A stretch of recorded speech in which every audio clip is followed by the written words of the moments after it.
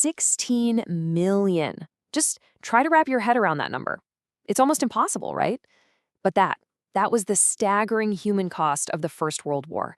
Over 16 million people, soldiers and civilians, just gone. And honestly, that number, it doesn't even scratch the surface. We're talking about an entire generation of young men completely wiped away. Just think about that for a second. All the potential, the artists, the inventors, the leaders who never got a chance to exist. I mean, get this. In France, the year after the war ended, for every one man between 18 and 30, there were 15 women.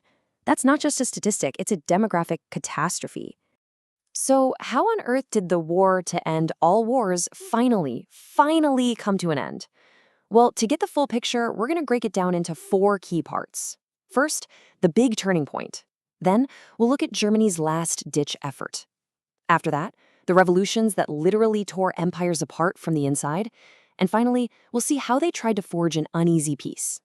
All right, let's dive in. We're starting in 1917. You have to remember, for years, this war had just been this brutal, bloody stalemate. But 1917, that was the year everything started to change. The whole momentum was about to shift, big time. So you can almost feel this incredible push and pull happening. On one hand, Russia drops out of the war. For Germany, this is amazing news. It means they can move all their troops over to the Western Front. But at almost the exact same time, the United States jumps in, bringing this flood of fresh, powerful soldiers to the Allies. So the stage was set for one last epic showdown. And that brings us right to Germany's final, desperate gamble. They knew their window of opportunity was closing fast. It was basically now or never.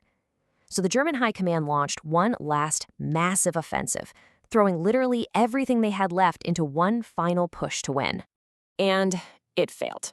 At the Second Battle of the Marne, their advance just hit a wall. The combined power of the French, American, and Moroccan forces, it was just too much. Germany's big plan for a quick knockout blow was totally crushed. This, right here, was the moment the tide of the war turned for good. And you gotta love the irony here. The guy in charge, General Erich Ludendorff, the architect of this whole offensive, he's the one who sees the writing on the wall. He realizes his armies are exhausted, the Allies are getting stronger every single day, and defeat is pretty much inevitable. So it's Ludendorff himself who turns to his government and basically begs them to sue for peace. But here's the thing, the end of the war wasn't just decided on the battlefield. While the German military was falling apart at the front, the entire German Empire was starting to crumble from the inside out. The war was finally coming home. And it all happened so fast, it's kind of mind-blowing. After years of war, the German people were just done. Revolts started popping up all over the country, kicked off by a sailors' mutiny in the town of Kiel. From there, the unrest spread like wildfire. It forced the king, Kaiser Wilhelm II, to abdicate. A brand new democratic republic was declared. And then, just 2 days later, on November 11th, 1918, they signed the armistice. The fighting was finally over. And you know, Germany wasn't the only one. Its main ally, the massive Austro-Hungarian Empire, was collapsing too. It was eaten away by corruption, and all these different ethnic groups inside the empire were demanding their own independence. So this huge, ancient empire just dissolved. It splintered into a bunch of smaller, new nations. What you're looking at here is the result, a completely redrawn map of Europe. These great, old empires that had ruled the continent for centuries, they were just gone. And in their place, you have this patchwork of new countries, all struggling to figure out their place in a world that had been turned upside down. So the fighting's over, but the war? Well, the war isn't really over. Now comes the really hard part, trying to build a lasting peace. In 1919, everyone gathers for the Paris Peace Conference, but it pretty quickly turned into a conference of arguments. Yeah, nearly 30 nations showed up, but let's be real, the whole thing was dominated by the Big Four. We're talking the leaders of the US, Great Britain, France, and Italy. And here's the key. Every single one of them walked into that room with completely different and often conflicting ideas about what peace should actually mean.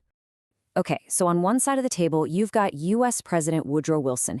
He comes in with his very idealistic 14 points. He's dreaming of a new world built on liberty, self-determination, and a new League of Nations to make sure a war like this could never, ever happen again.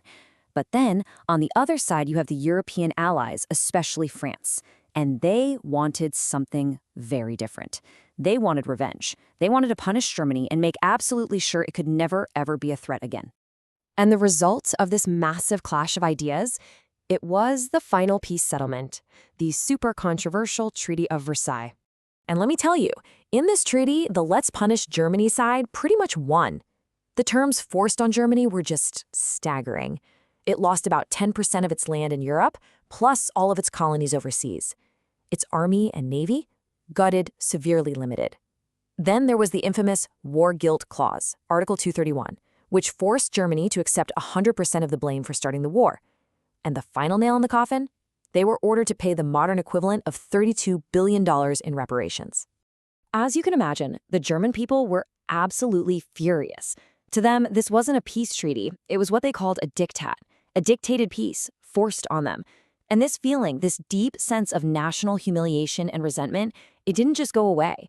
It festered for years. It poisoned the political climate and created the perfect fertile ground for some really dangerous extremist ideas to grow. And that leaves us with one last, really chilling question. The whole point of the Treaty of Versailles was to create a peace that would last forever. But in trying so hard to punish the loser, did it just end up planting the seeds for an even worse war? So was this really the peace to end all wars? Or was it just a 20-year-long timeout before the next one began?